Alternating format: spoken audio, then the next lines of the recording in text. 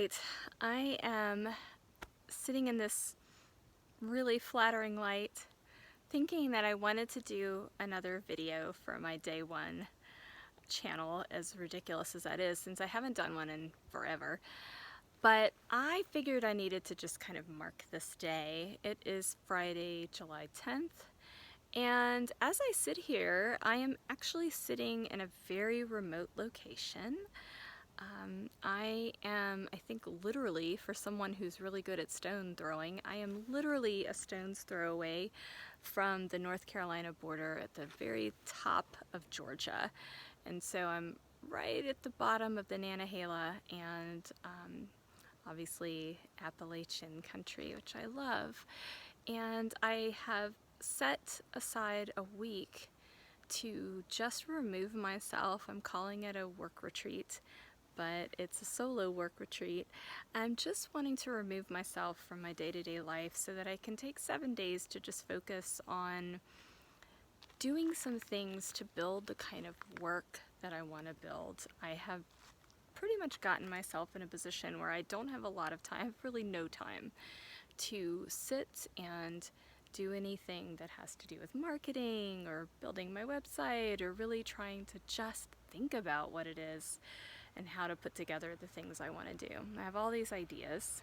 Anyway, so you know, if I could show how beautiful it is here, I would.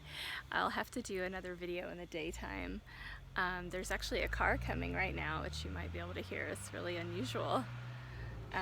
So it's probably a big truck. Anyway, I had an interesting experience today, which I think is kind of indicative of really where I'm at right now in my head. I have had a week, really several weeks, but this week in particular was just grueling. I woke up like at 5 o'clock every day and I worked all day. I had my children with me, so I was taking care of their needs. I had a couple of personal things I had to do that took a lot of kind of some courage and just a lot on my plate. And I taught 3 classes this week. I had therapy clients and I had immigration work to do, and I was just running myself ragged to prepare to leave town today in particular. But it was just a really difficult week. And last night, I turned in a report by email to an attorney, and it was kind of late, but I said, here it is. And this morning I woke up and I actually got a workout in and kind of finished packing, and I was getting ready for a couple of therapy sessions. And right when I finished my workout, I got a text from an attorney who I really like and respect. She's a woman who's older, who is, you know, has her own business, self-employed, and she and I have this kind of ongoing repartee about how I keep her waiting for reports, and she kind of half jokes, half seriously is like, where's my reports, and don't keep me waiting. And so this morning she texted me, hey, where is so-and-so report? When can I expect that? And I just took a breath and I thought, I am just never, at this rate, going to, you know, be in a position where I'm caught up. You know, this is not sustainable. And I just took a breath, I fixed a cup of coffee, I sat on my porch swing on the front porch, and I wrote her a text that was several paragraphs long. It was almost like a soliloquy, but it was sort of succinct in a way. But I basically told her, you know, Liliana, that's her name, I maybe haven't shared this with you, but in the last 3 years ago, I got separated and then divorced. And in that process, you know, had to really kind of crawl back because of the circumstances in my life from kind of square one financially.